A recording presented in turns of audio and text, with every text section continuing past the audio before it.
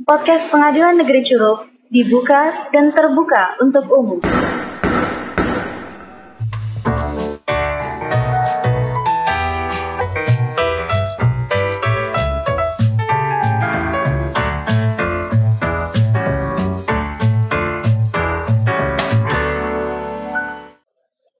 Halo Sobat Pengadilan, saya Ovelia Sumantri, host yang akan memandu podcast kita kali ini. Pada kesempatan kali ini, sudah hadir seorang tamu perempuan. Beliau merupakan seorang hakim perempuan senior pada Pengadilan Negeri Curug. Beliau adalah Ibu Anissa Frina Simanjuntak SH. Selamat pagi. Selamat datang Ibu. Cerah sekali ya Ibu ya pada kesempatan kali ini. Oke Ibu, untuk mengawali perbincangan kita kali ini, mungkin Sobat Pengadilan yang ada di rumah itu penasaran dengan sosok hakim perempuan di pengadilan. Mungkin Ibu boleh untuk memperkenalkan diri terlebih dahulu? Baik, terima kasih ini Mbak Ove. Perkenalkan nama saya Anissa Frina Simanjuntak, sarjana hukum. Saya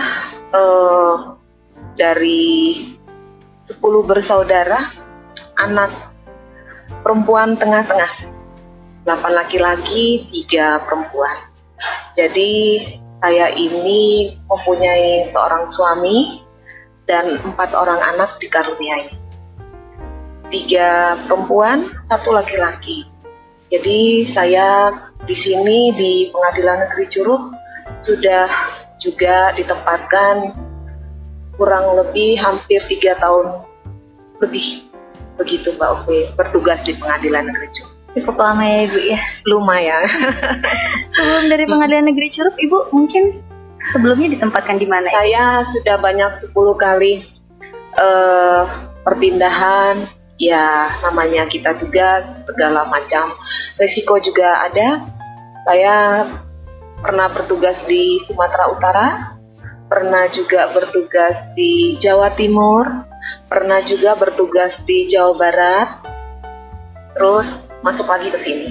Sudah banyak sekali ya Ibu ya, mungkin hampir 34 provinsi kali ya, begitulah. Akan Ibu kelilingi mungkin Ibu. Dijalani saja. Iya, mungkin selama menjalankan tugas menjadi seorang hakim, apakah ada kejadian-kejadian yang unik atau menarik yang pernah Ibu alami? Misalkan seputar perkara mungkin? Iya, kalau saya pribadi pengalaman pasti ada. Namanya kita berpindah-pindah tugas, begitu ya. Dari segi kualitas masyarakat, ya, cara pola pikir masyarakat, juga dari pengadilan ke pengadilan. Jadi pengalaman saya itu yang menarik itu terkait isu daripada sentral hakim perempuan, terutama dalam khususnya penanganan perkara tentunya. Kalau penanganan perkara ini kita bisa sering dapat komen itu dari eksternal maupun internal. Eksternal itu seperti misalnya kita menangani perkara, ya. Terkadang karena melihat kita hakim perempuan atau ketua majelisnya perempuan, terkadang dari eksternal ini kita yang memimpin persidangan itu ada semacam semacam tanda petik begitu ya, untuk sebagai ketua majelis atau sebagai hakim perempuan itu kurang dipercaya. Itu dari eksternal gitu ya, atau pihak-pihak itu kurang percaya dan kurang respect begitu. Namun dari internal juga kita tidak bisa tidak pungkiri gitu, pasti ada. Khusus kita sebagai hakim perempuan ini ya, kendalanya itu dalam memimpin persidangan seringkali kita ini ada kesetaraan gender ya. Jadi kalau sesama hakim perempuan itu kita bersidang dengan kaum lelaki, hakim pria, contohnya saja kalau kita bersidang, hakim pria ini lebih sering diskusi dengan anggota kita yang sesama hakim prianya, begitu. Jadi kita merasa memang sulit dalam kapasitas ini. Pendapat saya ya, sering kita itu sebagai hakim perempuan itu kalau memberikan saran, pendapat itu kita lebih sering diacak acuhkan atau tidak didengar. Nah, itu kendalanya yang saya sudah beberapa kali mengalami gitu. Jadi kesetaraan gender ini menurut saya pribadi belum sepenuhnya, ya, artinya belum sepenuhnya terwujud di dunia peradilan ini. Harus kuat ya Bu. Jadi ya kita harus kuat. Nah, jadi artinya ya karena ada hakim laki, hakim perempuan gitu. Tapi kan semua itu tidak memudarkan kita tentunya.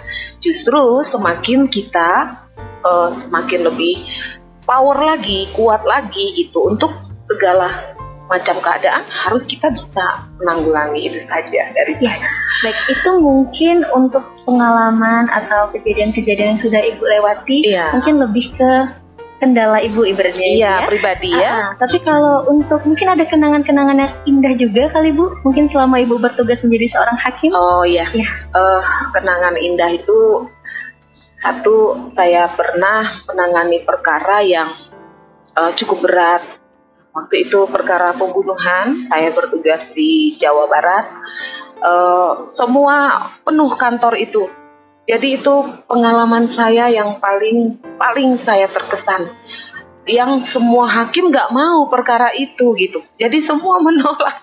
Artinya sudahlah Bu Ani aja lah yang ditunjuk begitu. Karena ini perkara besar di daerah itu, pembunuhan. Jadi saya juga punya prinsip apapun yang ditunjuk kepada saya dalam tugas saya sebagai hakim, perkara apapun saya akan tetap jalankan tugas saya dengan tanggung jawab saya.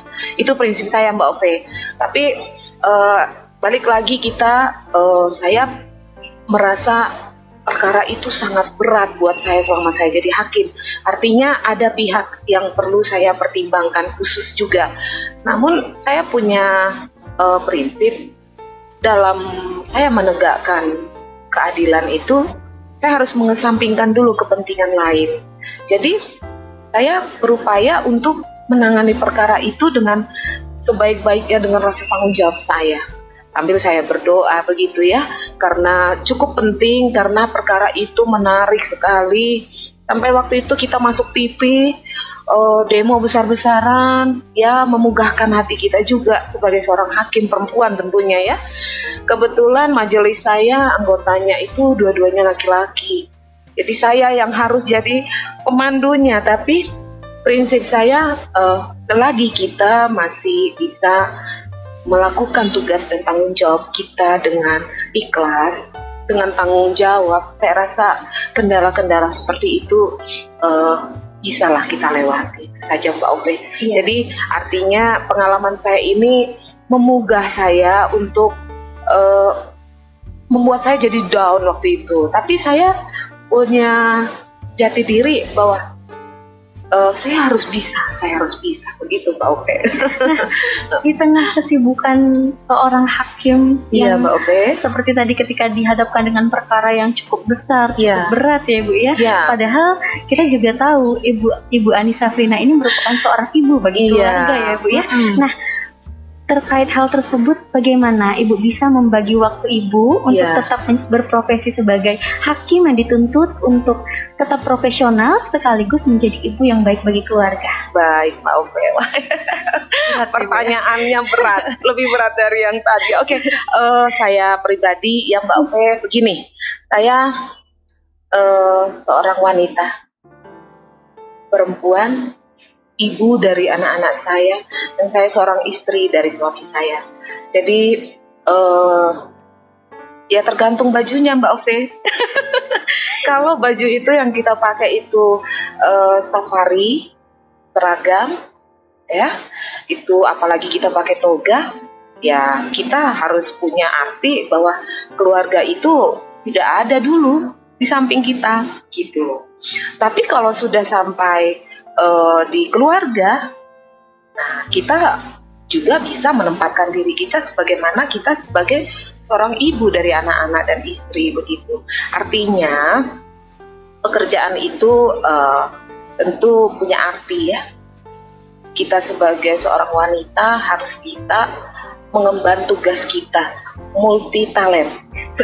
Bisa kita menjadi seorang ibu rumah tangga, mama dari anak-anak, istri yang jadi harusnya membantu suami, juga sebagai ibu karir.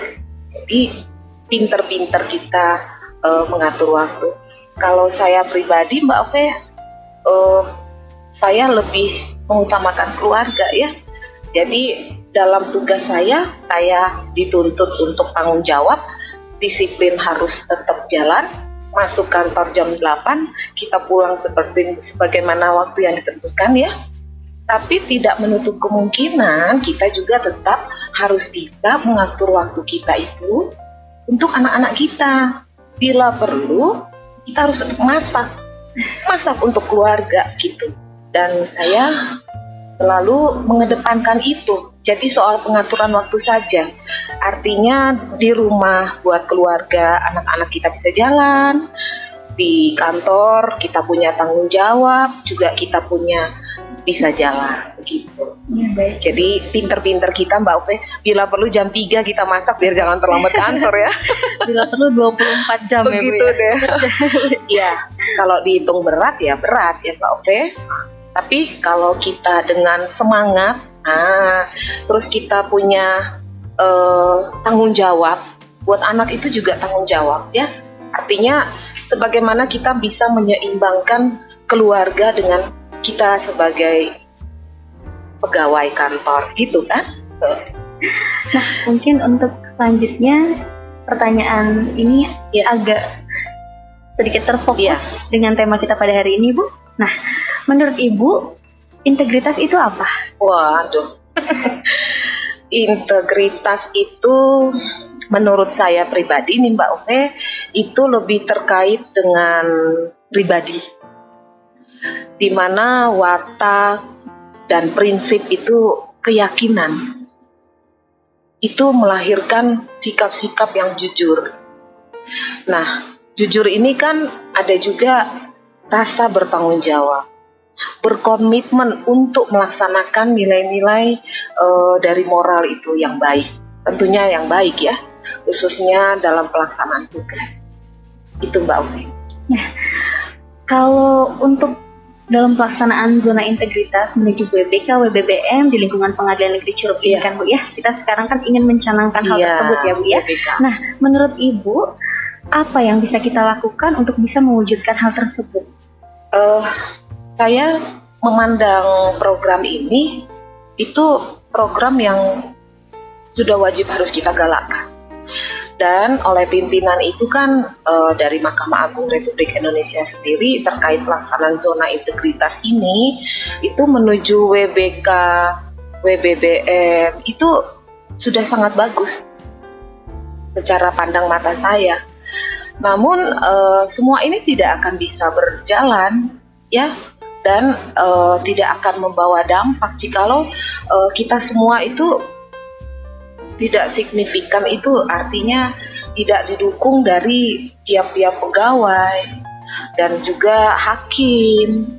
Masing-masing tugas itu harus punya menyadari dulu dari personelnya. Jadi rasa untuk menyadari itu apa saya bilangnya, menyadari juga dia menginsapi tugas-tugas dia itu. Jadi tidak dikotori dengan motivasi pribadi begitu menurut saya. Sehingga bisa juga dalam menjalankan tugas ini yang penting itu kita ikhlas dulu Mbak Ope. Kalau sudah ikhlas itu saya rasa tugas-tugas yang berat seperti tadi pengalaman saya itu dapat berjalan ya, dapat berjalan sehingga semuanya bisa terkendali dengan baik. Itu saja. Jadi intinya untuk mewujudkan zona integritas menuju WBK dan WBBM ini seluruh pihak di Pengadilan Negeri Curup ini karena ambil andil ya. Iya, itu tidak bisa didukung kalau tidak dari personilnya, dari pegawai, dari hakimnya terutama. Tidak bisa. Jadi Mahkamah Agung itu menerapkan seperti itu ya memang untuk sistemnya pembaruan, perbaikan. Jadi mindset kita itu dirubah. Ya mungkin dulu pola kita ya masuk seenak-enaknya gitu kan. Kalau sekarang sudah tidak bisa lagi ya. Jadi itu tadi saya bilang harus butuh kesadaran dari personilnya dulu. Kalau kita hidup ini sudah sadar dengan diri kita sendiri, kita tahu tanggung jawab, kita tahu hak kita tahu kewajiban kita, ditambah lagi dengan keikhlasan, saya rasa ya semua bisa berjalan Mbak Oke. Meskipun berat. Ya, sama dengan keluarga, kita juga punya kendala, begitu ya. Tapi bagaimana kita sebagai hakim perempuan ini punya power, bisa multi talent, bisa jalan untuk ngurus anak, keluarga, supaya anak itu tetap kita masakkan. Karena kebahagiaan keluarga itu tak ternilai dengan masakan seorang mami.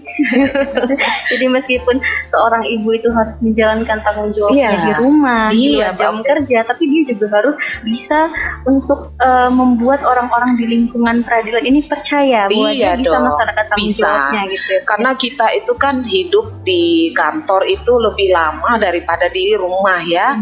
Waktu kita itu lebih banyak di kantor. Jadi tidak mau tidak mau pasti orang akan melihat sikap kita, cara kita, pola pikir kita. Jadi sikap itu dimulai dari pribadi kita. Semua akan bisa berjalan, kuncinya dari kita. Kemauan, intinya itu. Kalau sudah ada kemauan, apa aja bisa Mbak Oke.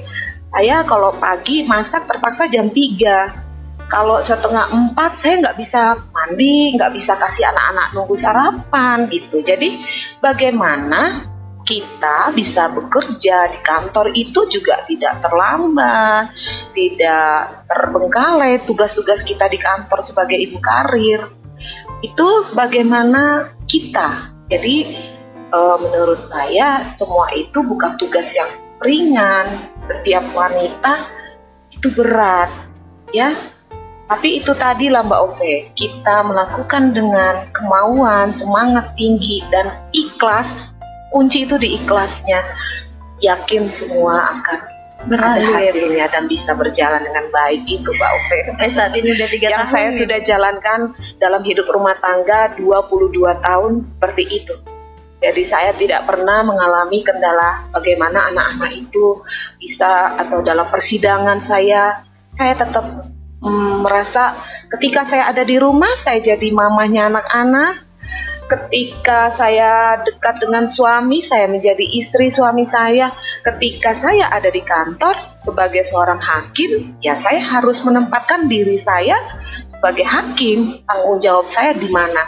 Jadi ada hal-hal yang perlu saya sampaikan, bahwa kita sebagai wanita itu harus bisa menempatkan diri dimanapun kita berada. Itu saja Mbak Ovi. Baik Ibu, mungkin sudah cukup panjang obrolan kita pada kesempatan kali ini ya Bu ya.